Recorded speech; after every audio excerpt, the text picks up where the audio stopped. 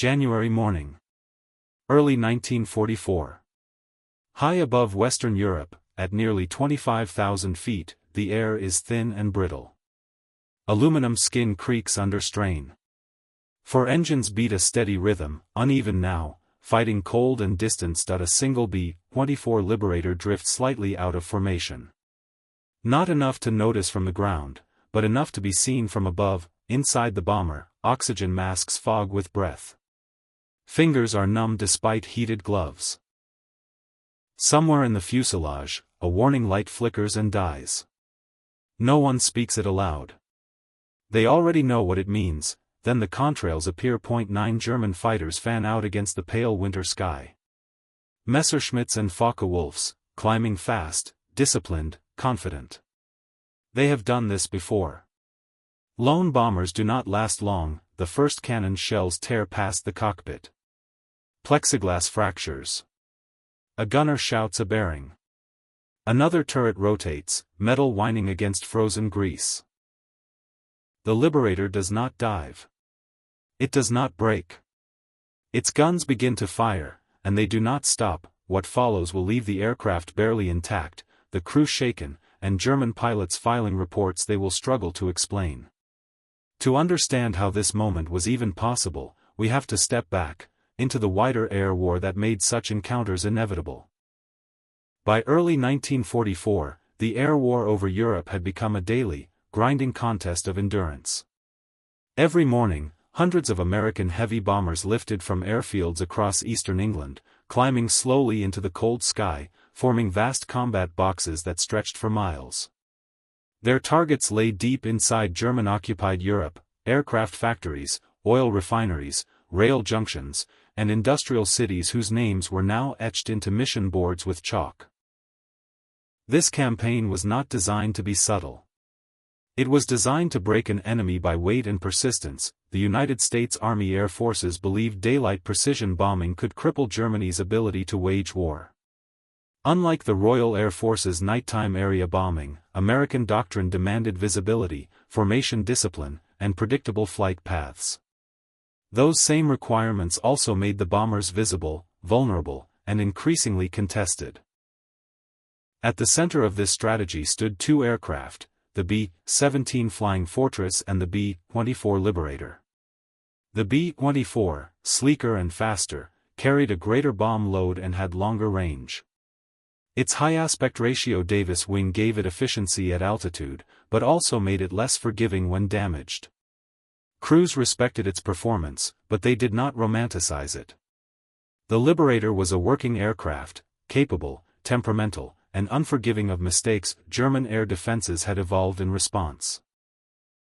The Luftwaffe no longer relied on scattered interceptions.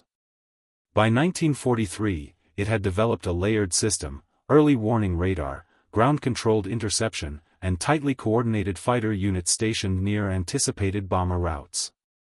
Once a formation was identified, fighters were vectored into position with precise timing. German pilots understood the bomber's weaknesses.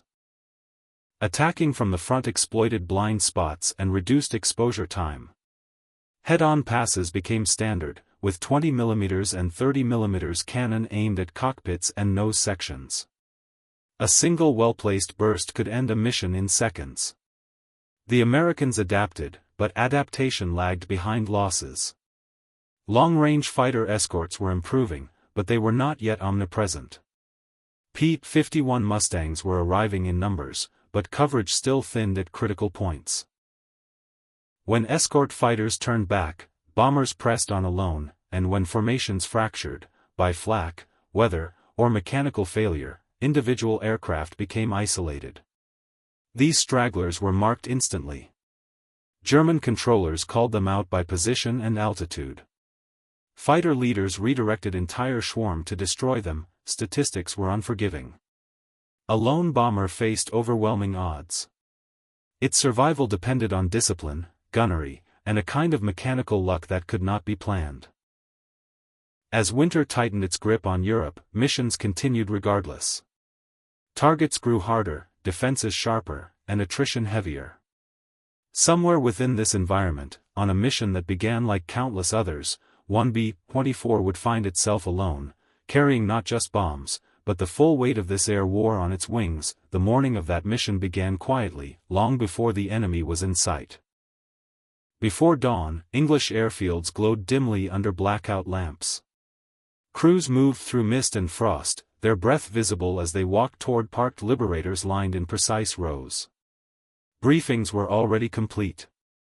Routes memorized. Altitudes fixed.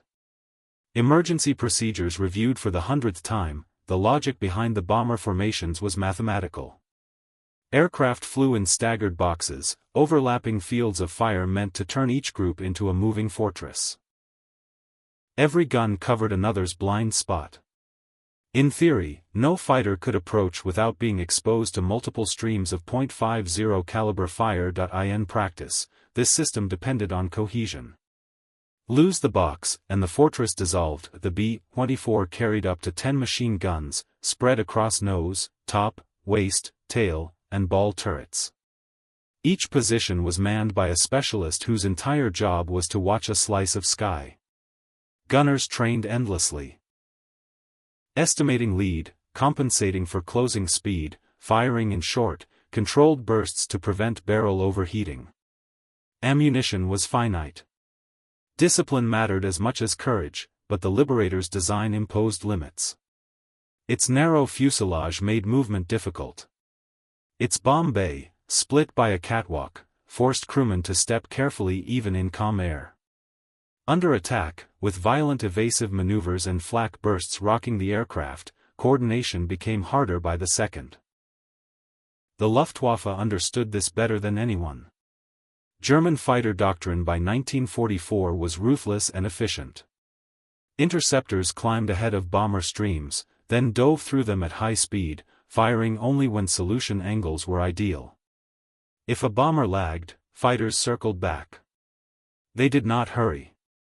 Time favored the attacker. What made lone bombers especially vulnerable was not just reduced firepower, it was isolation.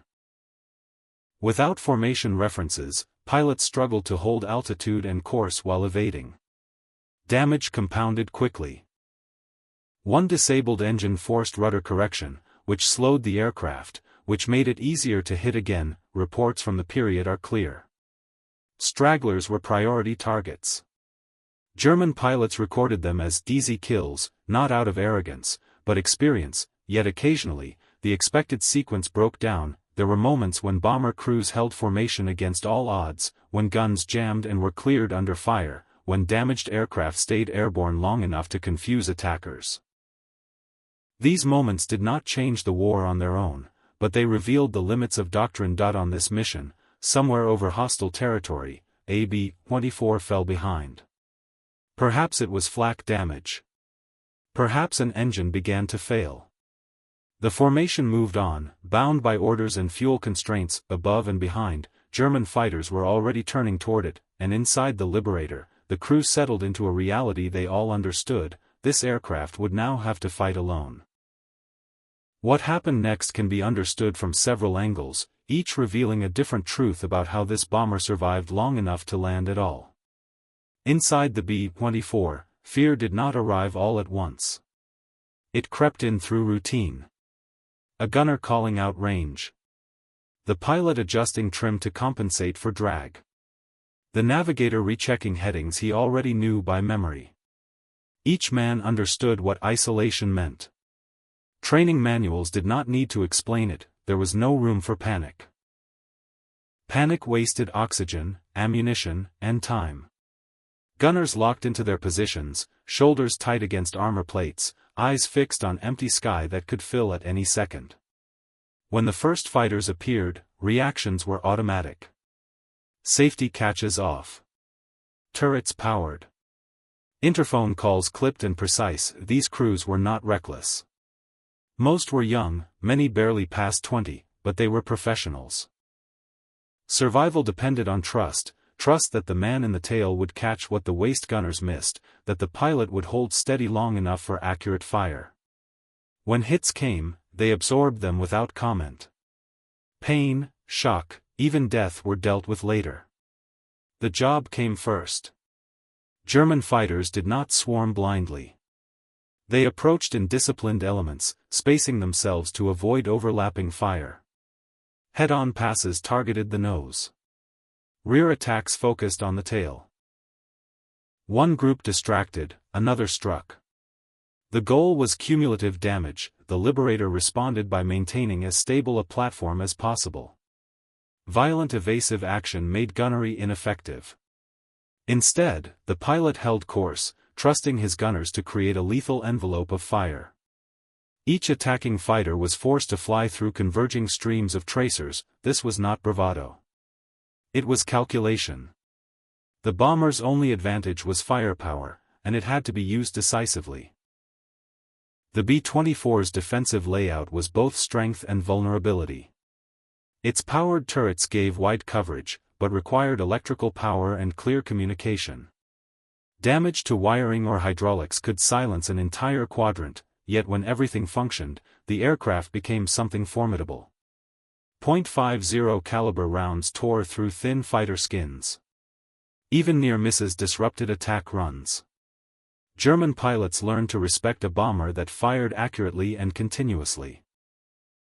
On this aircraft, the guns did not fall silent. As fighters repositioned for another pass, the engagement deepened, revealing pressures that extended beyond individual courage or mechanical design, pressures shaped by command decisions and the enemy's own risks. For the pilot and aircraft commander, isolation forced a harsh clarity. There would be no rejoining the formation. Radio silence was common to avoid navigation fixes by German direction finding. Decisions had to be made without higher guidance. Every maneuver affected fuel consumption, gun accuracy, and crew survival. The commander's task was not to win a battle, it was to keep the aircraft airborne. Holding altitude preserved engine performance but increased exposure time.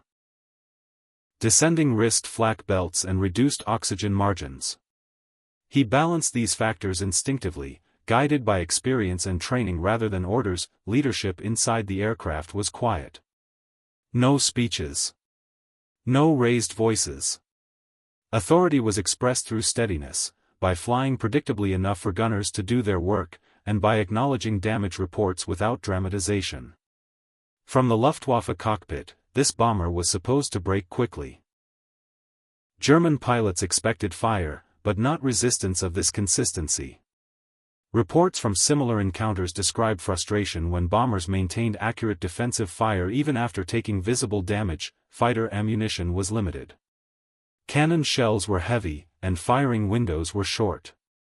Each failed pass consumed fuel and altitude. Against a bomber that refused to collapse, the calculus changed. Risk increased with every approach. Some pilots disengaged after damaging hits failed to produce results. Others pressed on, driven by orders and momentum. Losses mounted quietly, recorded later in combat claims and missing aircraft lists. Daylight bombing was never clean. Every crew knew the destruction they carried. But in the sky, morality narrowed to survival. The men in the Liberator did not see cities or factories, they saw attackers closing at hundreds of miles per hour. Defensive fire was not abstract. Each burst was personal, immediate, and final. The air war stripped combat down to its simplest form: kill or be killed, thousands of feet above the ground, with no chance to retreat. As the engagement stretched on, damage accumulated. Fuel leaked. Systems degraded. And still, the Liberator remained airborne, its guns cycling, its crew refusing collapse. What began as interception was now becoming something else, a turning point, where expectation and reality no longer aligned. The decisive phase did not announce itself. It emerged gradually, through accumulation. The first engine failure was not dramatic. A fluctuation in manifold pressure. A drop in RPM. Then the propeller feathered, locking into stillness against the rushing air. The Liberator yawed slightly before the pilot corrected. Inside the aircraft, weight shifted. Performance margins narrowed. German fighters exploited the change immediately. Attacks tightened. The spacing between passes shortened. Cannon fire struck the wings, chewing through aluminum skin, severing control cables, igniting brief flashes of flame that extinguished themselves in the slipstream. The nose turret took a hit. Plexiglass fractured into jagged webs. The gunner stayed on his sights, firing through gaps where panels had been moments before. Tracers arced outward, forcing attackers to break early. At approximately mid-morning, exact time lost in the chaos, one fighter misjudged closure speed. It entered the bomber's fire envelope too deeply. Multiple guns converged. The aircraft rolled violently and fell away, trailing smoke. Whether it reached the ground intact was unknown. The threat, however, did not diminish. Another engine began to overheat. Oil pressure dropped. The pilot reduced power to prevent seizure, sacrificing speed for survivability. The Liberator was now unmistakably crippled. German pilots sensed opportunity. Attacks shifted to coordinated pairs, one drawing fire, the other aiming for vital systems. The tail section shuddered under impact. Control responses became sluggish. Interphone reports overlapped as crew members relayed damage and ammunition states. Still, the guns continued to fire. The turning point came not with a single shot, but a realization. The fighters were no longer dictating tempo. Each pass cost them altitude and fuel. Each breakaway ceded initiative to the bomber's defensive ring. One by one, attackers disengaged to regroup. The sky briefly emptied. In that pause, the crew assessed what remained. They were deep in enemy airspace. Escort fighters were long gone. Fuel calculations were uncertain. Landing gear status was unknown. The decision now was not whether they could fight, but whether they could make it home. The answer would be tested immediately, as new shapes appeared at the edge of vision, diving once more into range. The final attacks came lower, faster, and with less coordination. German fighters returned in smaller elements, no longer forming textbook patterns. Fuel was running down. Ammunition counters were nearing empty. What had begun as a confident interception was now a calculation of diminishing returns. One fighter approached from below the tail, climbing steeply. The tail gunner tracked it calmly, waited until the aircraft filled his sight, then fired a sustained burst. The fighter rolled inverted, dropped away, and vanished into cloud. No one inside the Liberator claimed a victory. There was no time for it. The bomber was bleeding speed. Two engines were producing partial power. Electrical systems flickered as damaged generators struggled to keep turrets energized. The ball turret reported intermittent rotation. Waist gunners conserved ammunition, firing only when angles were clean. At this stage, the Liberator should have been finished. Doctrine said so. Statistics confirmed it. Instead, it endured. The final German passes were probing rather than committed. Cannon fire struck wide. Tracers passed beneath the wings. One fighter broke off early, unwilling to press through converging fire again. Another climbed away without firing at all. Then, suddenly, there were no more attacks. The silence was disorienting. Engine noise, wind, and the faint rattle of loose metal replaced the chaos. The crew did not celebrate. They waited. Minutes passed. The sky remained empty. Only then did the aircraft commander allow himself to think beyond the next 10 seconds. Course was adjusted westward. Altitude was traded for airspeed. Fuel was redistributed manually. The navigator confirmed bearings using landmarks barely visible through cloud breaks. The gun stayed manned. No one stood down. Even as the English coast finally emerged from haze hours later, every turret remained active. Ammunition belts hung partially spent. Barrels smoked faintly in the cold air. When the Liberator lowered its landing gear, slowly, unevenly, there was no guarantee it would hold.